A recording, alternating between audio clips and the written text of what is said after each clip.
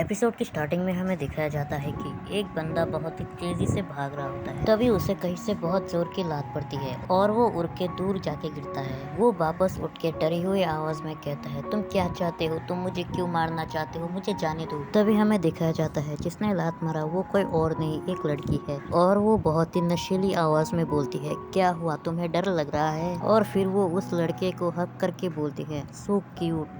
ये बोलकर ही उसका काट देती है।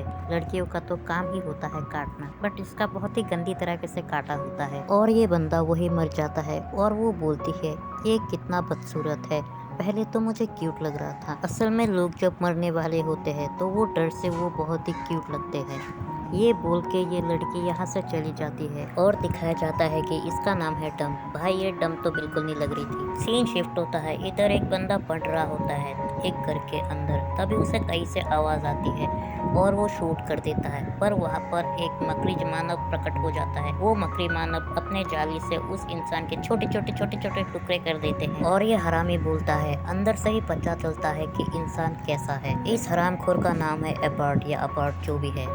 सीन शिफ्ट होता है और हमारा सस्ता अपार्टमेंट वॉल्यूम 7 नाम का एक किताब ढूंढ रहा होता है, बट उसे नहीं मिला होता है और ये बहुत ही गुस्से में घूंसे मार रहा होता है बुक शेल्फ पर। सीन शिफ्ट होता है और हमारा मकड़ी मानव बुक स्टोर से एक बुक खरीदता है। वापस सीन शिफ्ट होता है और इधर दिखाया जाता है कि एक बंदा एक औरत के साथ रातें रंगीन कर रहा होता है। क्या मतलब, कुंफू स्टाइल से सीधा डॉगी स्टाइल। फिर वो बंदा लैपटॉप पर किसी की तस्वीर देख रहा था। वो होता है अपना साकामोटो साउजी और बोलता है, इसको मारने में तो बहुत ही मजा आएगा।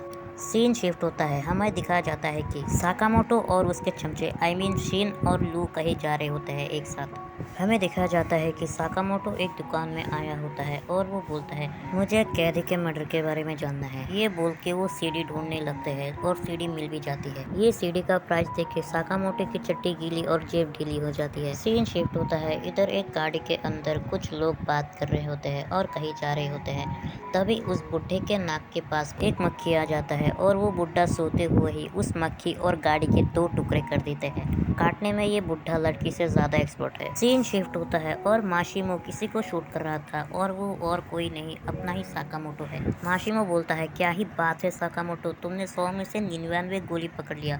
और साकामोटो बोलता है, इसका मतलब मैंने एक बुलेट मिस कर दिया। शिन और लू के आने से पहले तुम एक और बार मेरी तरफ शूट करो। तभी अचानक शिन साकामोटो को चाकू मारने की कोशिश करता है। तभी साकामोटो बोलता है, क्या बात है नागुमो, तुम्हें वापस क्या चाहिए? तभी पता चलता है कि वो शिन नहीं नागुमो था। भाई ये बंदा लड़कियों की तरह कितना रंग बदलता है। साकामोटो और नागुमो बात कर रहे होते हैं, क्या बात करते मैं भूल गया, सॉरी। सीन शिफ्ट होता है, इधर शिन और लू एक शॉप पर होते हैं। यहाँ पर लू बिल्लियाँ देख के पागल हो रही होती है और शिन बोलता है, क्या ही बच्ची है, कितना बचपना करती है ये।